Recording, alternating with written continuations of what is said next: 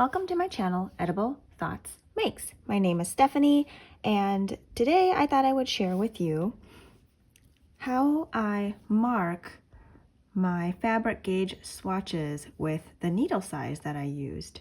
I also like to put a little paper tab attached to each one that tells me what yarn I use, the needle size, the fiber content of the wool, the amount of yards per 100 grams, the colorway, and then my stitches and rows for 4 inches. So I've had some questions about these holes that are on my swatches. What they do is they tell me what needle size I used in case the paper gets lost. And I do a yarn over and then a knit 2 together, so that I end up with the same number of stitches at the end. And each hole corresponds to a needle size. Now I'm not sure what you would do if you had a half needle size, but these are for whole needle sizes. So here I have 1, 2, 3, 4, 5, 6, 7. So I used a US 7. I'm just going to demonstrate real quickly here. I have a set of US 8 straight needles here and some worsted weight yarn. This video is not to show you how to knit a gauge swatch. It is really just to demonstrate the holes that tell me the needle size on a gauge swatch. There are tons of videos out there on how to knit a gauge swatch. So if you are unfamiliar with that, I would recommend searching Google or YouTube for how to knit a gauge swatch. So I'm going to just do a quick long tail cast on here. Let's see, how many do I have? 25. I like to have a garter edge on my swatches because it keeps the fabric from rolling up. I'm just going to knit across these cast on stitches before I do my yarn over and knit 2 together.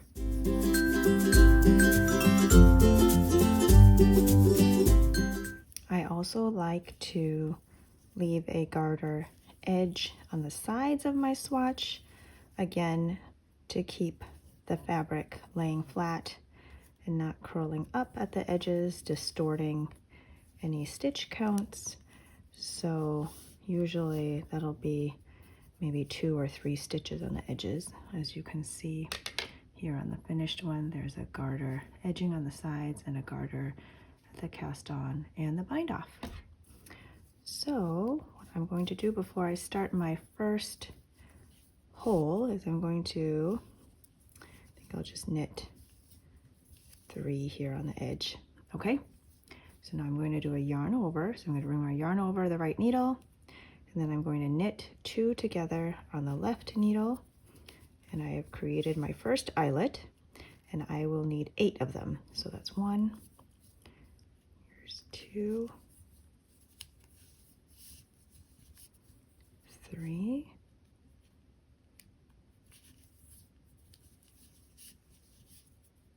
4,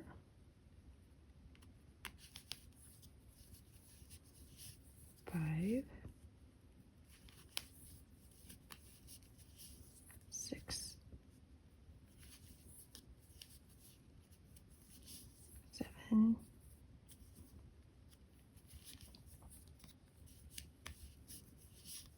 8. Double check the number of yarn overs. Oops, this yarn split there.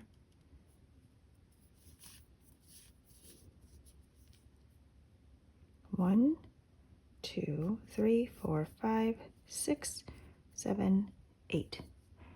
So now I will just finish off the row with knit stitches.